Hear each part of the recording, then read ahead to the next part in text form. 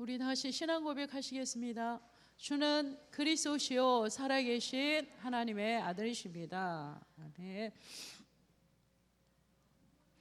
이번 주 강단 말씀 이렇게 우리가 마음에 담고 강단 말씀 우리가 마음에 담고 우리가 기도하는 그 말씀 학개서 언약의 사람 학개서 이번 주 강단의 말씀을 받았습니다. 그래서 저는 1장 9절에 보니까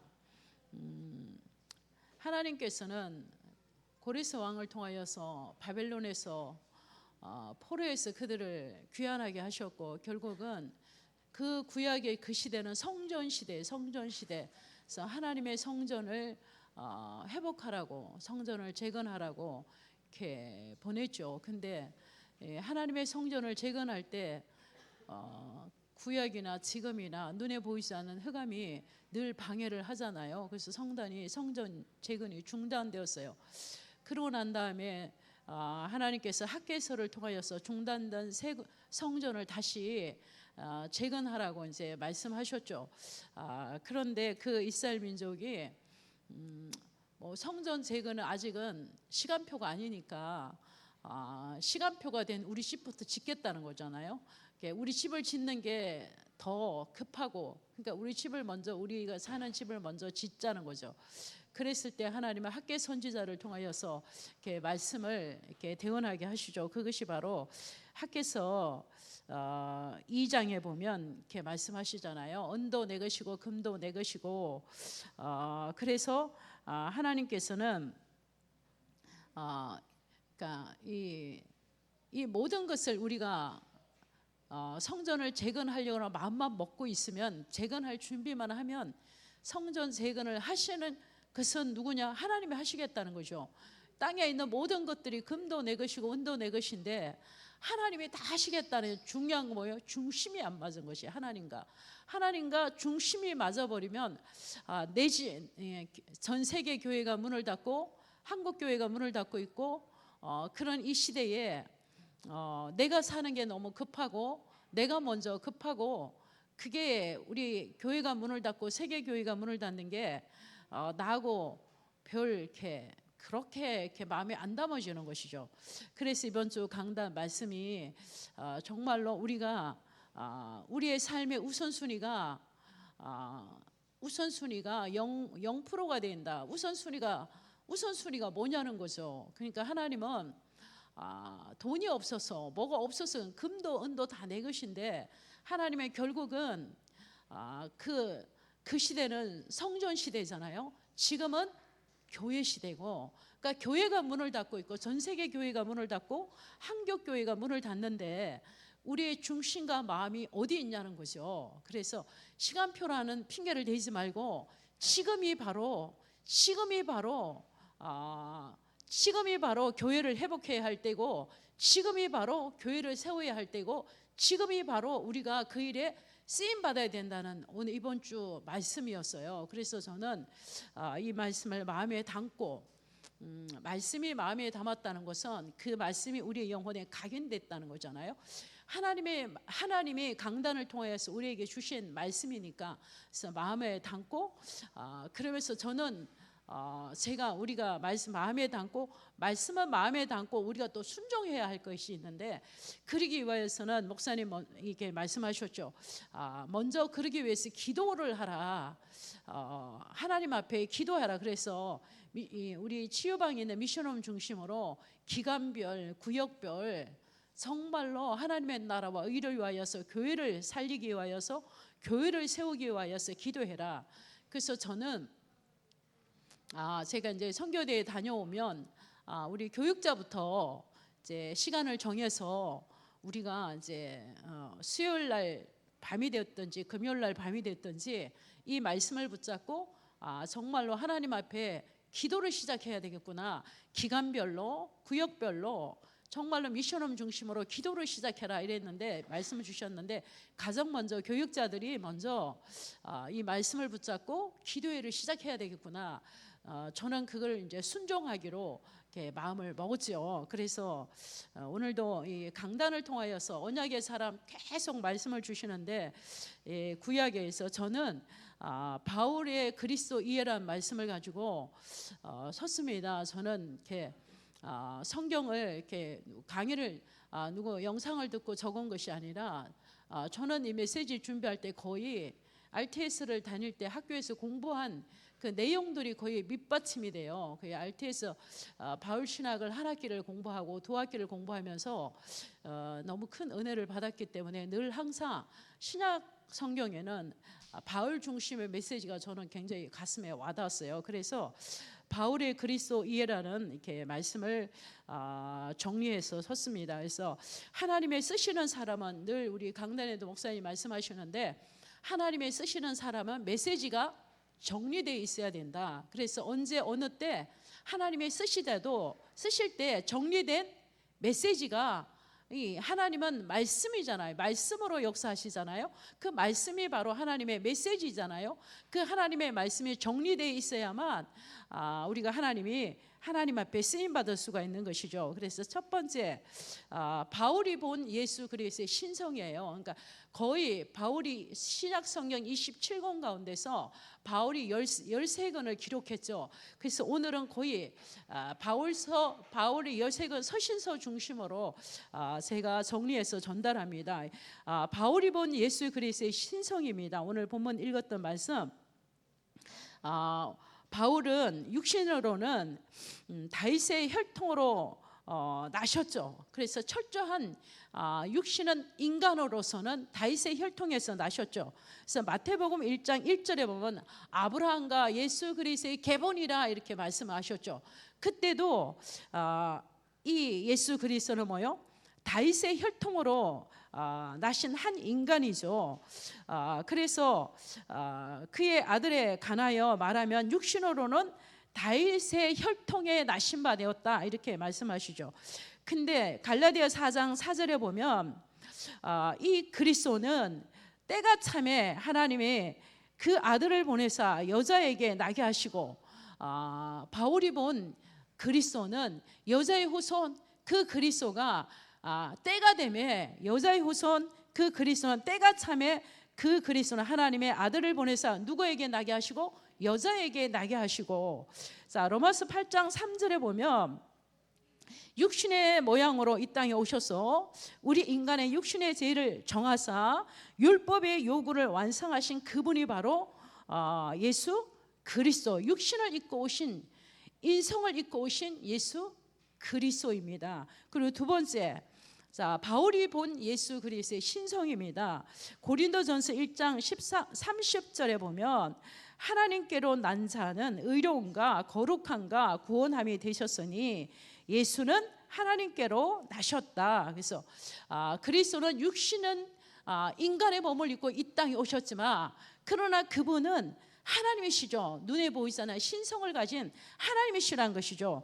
하나님께서 예수는 하나님께 나셨다. 그러니까 육신을 입고 이 땅에 오신 그분이 곧 신성을 가진 그분이시다. 그리고 두 번째, 골로새서 1장 15절에 보면 그는 보이지 않은 하나님의 형상이요 모든 피조물보다 먼저 나신 이라 그랬죠. 요한복음 1장 3절에도 보면 만물이 그로 말미암아 지은 바 되었으니 그랬죠. 그리스도는 보이지 않는 하나님의 형상이요 모든 피조물보다 먼저 나시네요. 신성을 가진 그분이요 하나님께로 난 자죠. 그래서 골로새서 2장 9절에 보면 그 안에는 신성의 모든 충만이 육체로 거하시고 그랬어요. 그 그리스도는 완벽하게 100% 인간이지만 100% 신이시다. 신성을 가지신 분이다. 그래서 로마서 9장 5절에 보면 예수 그리스도는 바울이 본 예수 그리스도는 그는 인성을 가지신 육체를 가지고 오신 분이지만 결국 그는 곧 신성을 가진 곧 누구시다? 하나님이시다.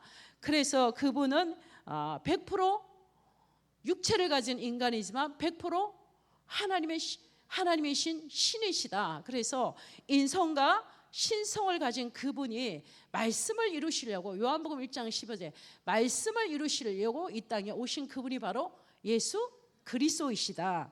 자, 그럼 우리 본론 1번에 보면 바울은 성경을 어떤 기준으로 보았는가? 성경을 바울은 예언된 하나님의 말씀으로 보는 거죠. 성경을 성경 말씀은 곧 예언의 말씀이잖아요. 이 예언의 말씀은 신약에 구약에 예언된 그 말씀은 신약에 그대로 성취되었잖아. 예수님의 걸음까지도 성경에 찍힌 점 하나까지도 다 성취되고 이루어지는 하나님의 말씀. 그래서 창세기 3장 15절에 여자의 후손이 이 땅에 오셔서 원수의 머리를 상하게 할 것이라는 그 말씀대로 여자의 후손 그 그리스도는 하나님의 때가 참에 그 아들, 오늘 갈라디아 4장 4절의 말씀같이 때가 참에 하나님의 그 아들을 보내사 누구죠? 성육신하신 예수 그리스도를 여자에게 나게 하시고, 그래서 예언된 하나님의 말씀이 그대로 성취된 하나님의 말씀으로 보는 것이죠. 자, 로마서 11장 36절에도 보면 그는 곧 우주 만물의 창조주가 되십니다. 그리고 골로새서 1장 16절에도 17절에도 보면 모든 만물이 주께로 나오고 주로 말미암아 왔다고 말씀하셨어요. 그러니까 곧 그분은 창조주가 되신다. 예수 그리스도는 곧 창조주가 되신다. 그리고 예수 그리스도는 고린도후서 4장 4절에 보면 곧 그리스도는 눈에 보이지 않는 그리스도는 하나님의 형상이다. 하나님의 형상을 가진 그분이 곧 예수 그리스도시다. 빌립보서 2장 6절에 보면 그는 근본 하나님의 본체시라고 말씀하셨죠. 그는 근본 하나님의 본체시나 하나님과 동등됨을 취할 것을 여기지 아니하시고 종의 몸을 입고 이 땅에 오셔서 십자가에서 죽기까지 복종하셨으니, 그래서 하나님이 그를 지극히 높이사 모든 이름이 그 예수의 발 아래 예수 그리스도 이름을 시인하게 하셨다, 이 말씀이죠. 그래서 그분은 근본 하나님의 본체시다.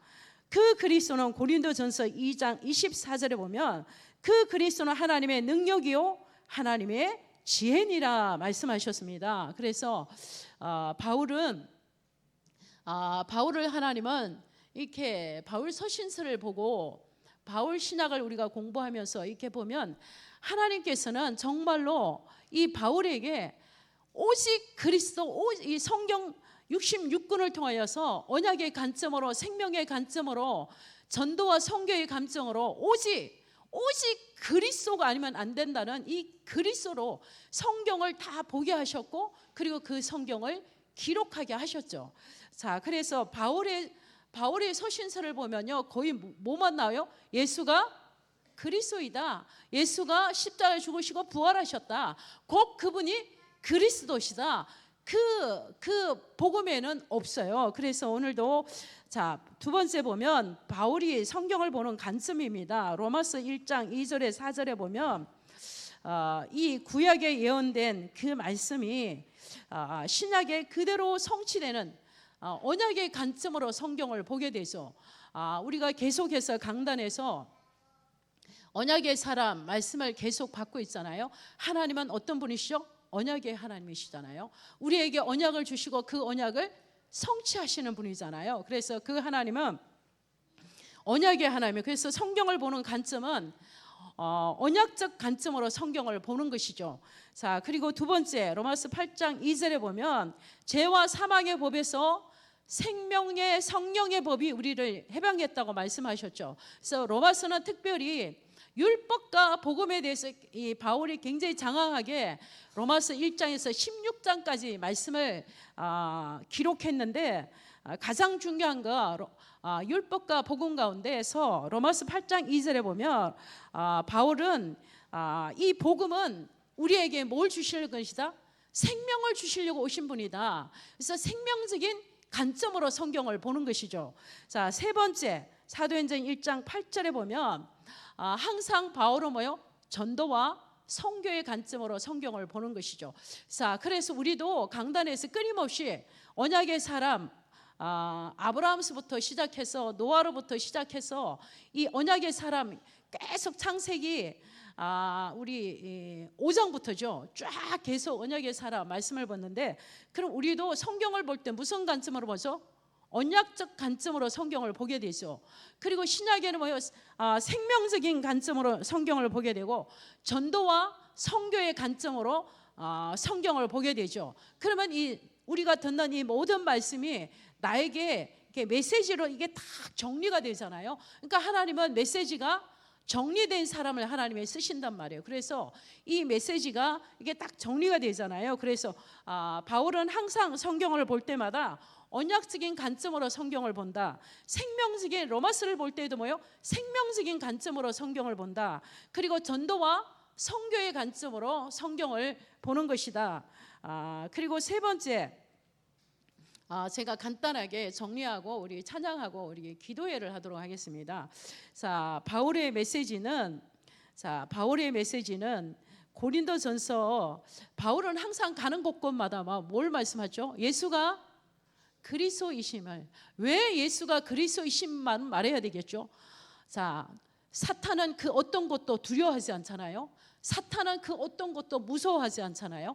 사탄을 이길 수 있는 길은 아무것도 없어요. 창세기 3장을 이길 수 있는 길도 여자의 후손 그리스도. 창세기 6장을 이길 수 있는 것도 창세기 6장 14절 방두제시 예수 그리스도. 창세기 11장의 바벨탑 시대, 그것을 이길 수 있는 것도 창세기 12장에 아브라함이 붙잡았던 오실 메시아 가나안 원장 그리스도.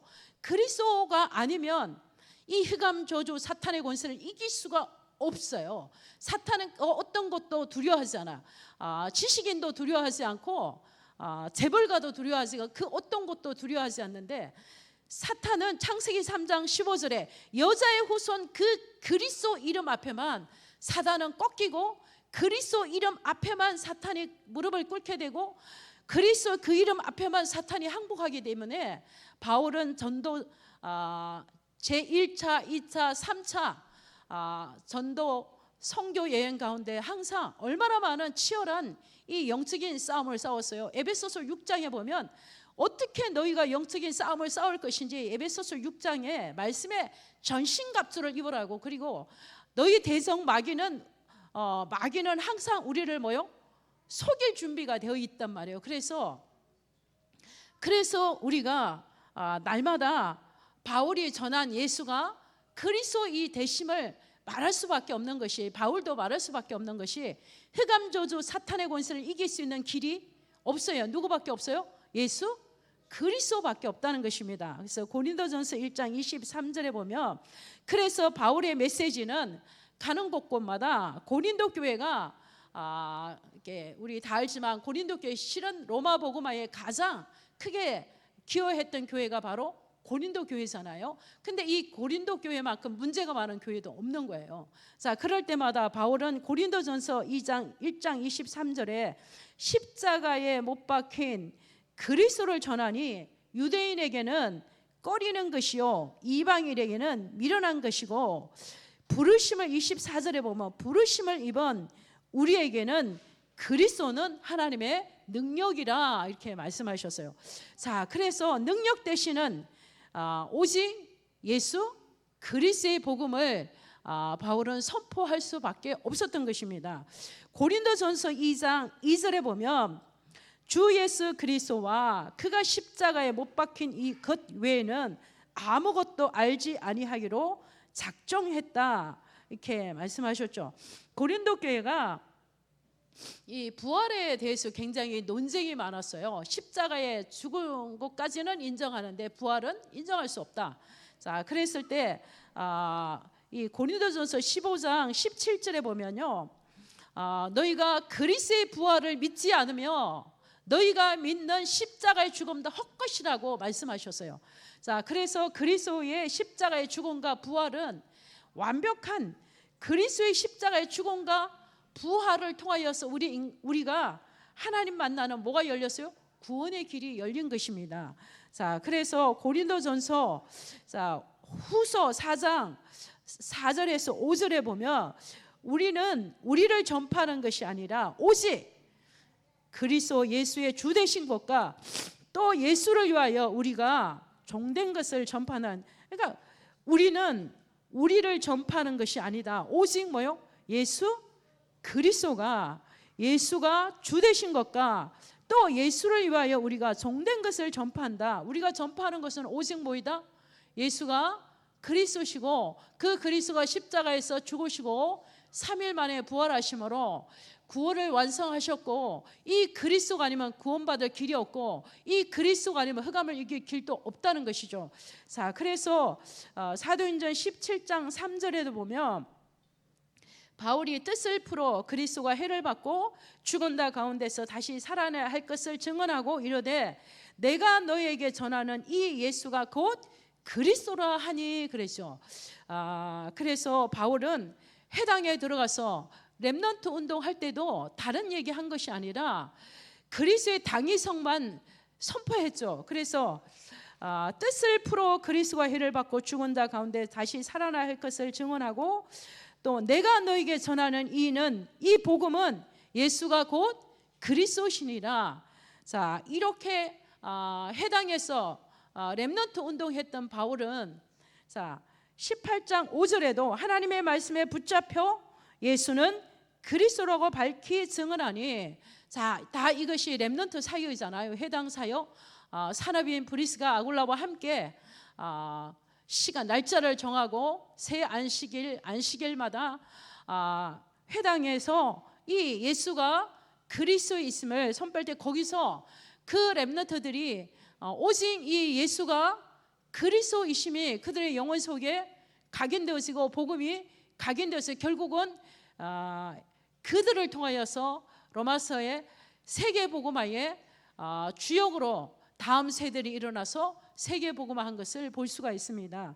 자, 그래서 우리는 갈라디아서 6장 14절의 말씀같이 주 예수 그리스도의 십자가 외에는 결코 자랑할 것이 없으니, 자, 그러므로 우리는 이 바울의 메시지는 이것뿐이겠어요.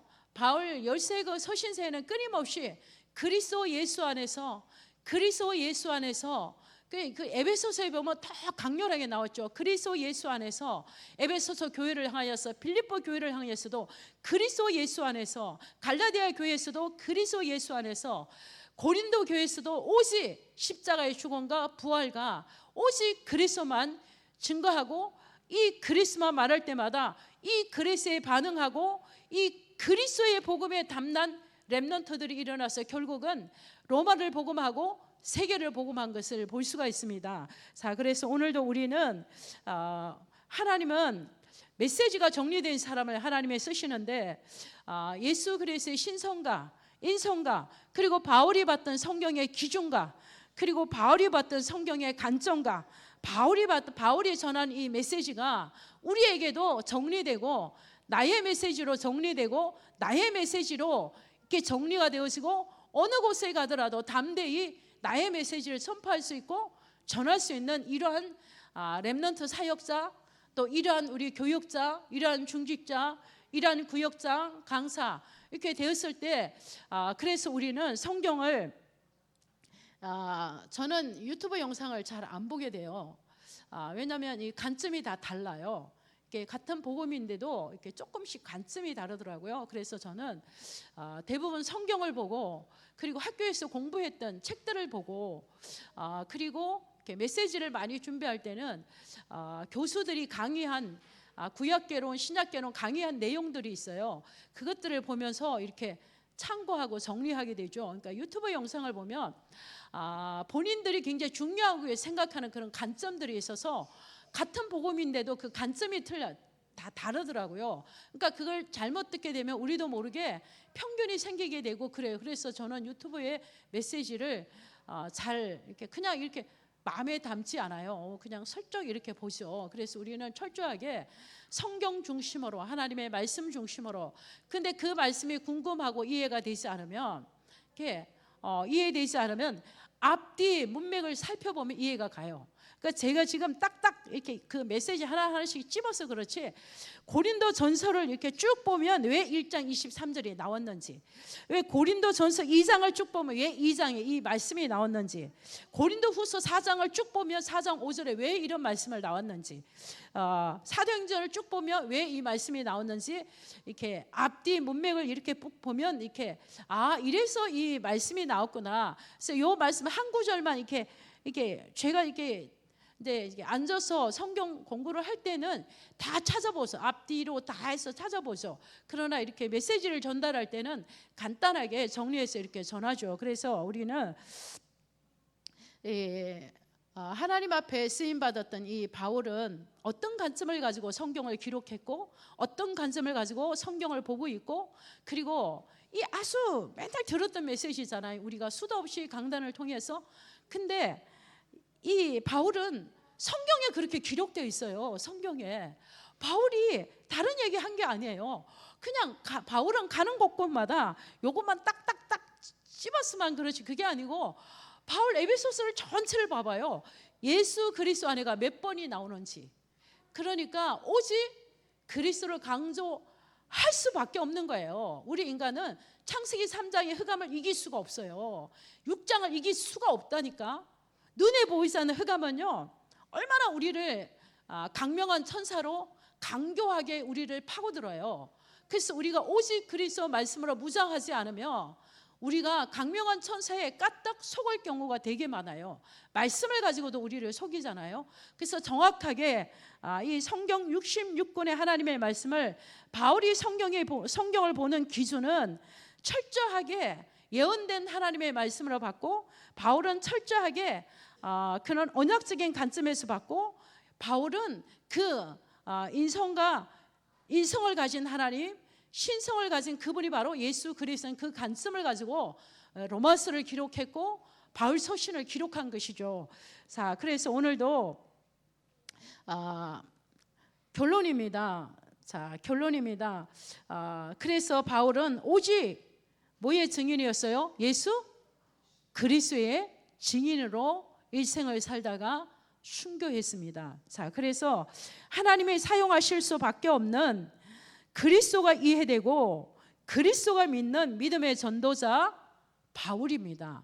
그러면 바울만 그런 게 아니라 우리도 하나님이 사용할 수밖에 없는 오직 그리스도가 이해되어지고 오직 그리스도가 믿어지고 그리고 오직 그리스도만 말하는 이러한 전도자가 되어진다면 하나님께서 우리를 통하여서도 렘넌트에게 언약을 전달하는 자로, 또한 우리를 세계복음화의 주역으로 하나님의 우리를 사용하실 것입니다. 이번에 남아시아 렘넌트 대회도 우리 선생님들이 이렇게 메시지를 하게 되잖아요. 정리된 메시지, 정리된 복음이 있기 때문에 어디다 던져놔도 렘넌트 사역할 수 있고, 어디다 갖다 놔도 우리 선생님들은 정확한 복음을 전할 수 있고 237 나라 5천 종족의 렘넌트를 다 살리고도 남는 메시지가 컴퓨터로 말하면 메모리 하드에 딱 저장되어 있죠. 각인되어 있단 말이에요. 자, 그래서 하나님이 사용하시는 거예요. 자, 그래서 오늘도 우리 마지막으로 우리 빌립보서 우리 2장 6절에서 11절 우리 한번 다 같이 합독하시고 우리 마무리하도록 하겠습니다. 자, 2장 빌립보서 2장입니다. 6절에서 11절까지 우리 다 함께 합독하겠습니다. 시작. 그는 근본 하나님의 본체시나 하나님과 동등됨을 취할 것으로 여기지 아니하시고 오히려 자기를 비워 종의 형체를 가지사 사람들과 같이 되셨고 사람의 모형으로 나타나사 자기를 낮추시고 죽기까지 복종하셨으니 곧 십자가에 죽으심이라. 이러므로 하나님이 그를 지극히 높여 모든 이름 위에 뛰어난 이름을 주사 하늘에 있는 자들과 땅에 있는 자들과 땅 아래에 있는 자들로 모든 무릎을 예수의 이름에 꿇게 하시고 모든 이름으로 예수 그리스도를 주로 시인하여 하나님 아버지께 영광을 돌리게 하셨느니라. 아멘. 바울의 어마어마한 메시지죠. 자, 그래서 하나님은 우리에게 이 복음의 말씀을 가지고 렘넌트를 바울이 해당해서 그리스도 운동 말씀을 위해서 로마 세계 복음화 했던 것 같이 우리에게도 이 복음의 말씀이 정리되어지고 복음의 말씀이 이해되어지고 성경 66권을 언약의 관점으로 생명의 관점으로 복음의 관점으로 예언된 하나님의 말씀으로 이 보는 우리 모든 렘넌트 교사들이 되어서 237 나라 5천 종족 렘넌트를 살리고 이 후대들이 일어나서 우리 차세대 선교사들이 일어나서 마태복음 24장 14절 천국 복음이 모든 민족에게 증언된 후에 끝이 오리라 말씀하신 그 말씀의 성취 속에 우리 다음 세대들이 이 깃발을 들고 237 나라 5천 종족 세계 복음하는 그날을 꿈꾸며 우리는 지금도 다음 세대 렘넌트들에게 언약을 각인하고 전달하고 우리는 보내심을 받은 선교사, 보내는 선교사, 차세대 선교사, 전도와 선교하는 교회로 하나님이 부르시고 여러분 한 사람 한 사람을 축복하십니다. 자, 그래서 우리는 이제는 이번 주 강단 메시지를 마음에 담고 교회가 문을 닫는 이 시대에, 한국 교회가 문을 닫는 이 시대에 너희는 무엇을 위하여 울 것인가? 예루살렘의 딸들아, 나를 위하여서 울지 말고 너희의 자녀를 위하여서 울라는 그 말씀을 우리가 마음에 담고 다음 세대 렘넌트가 살아가기에 점점 더 힘들어지는, 영적으로 어려워지는 그 시대에 우리 다음 세대 렘넌트들이 정말로 언약이 머리에서 발끝까지 각인되어지고 그리고 뿌리 내리고 체질되어서 237 나라 5천 종족 살리고도 남는 그러한 우리 렘넌트들이 일어나고 또 그러한 교회로 쓰임받고 그러한 중직자로 하나님이 축복하시고 교회를 세우실 줄을 믿습니다. 아멘. 제가 기도하겠습니다. 하나님 감사합니다.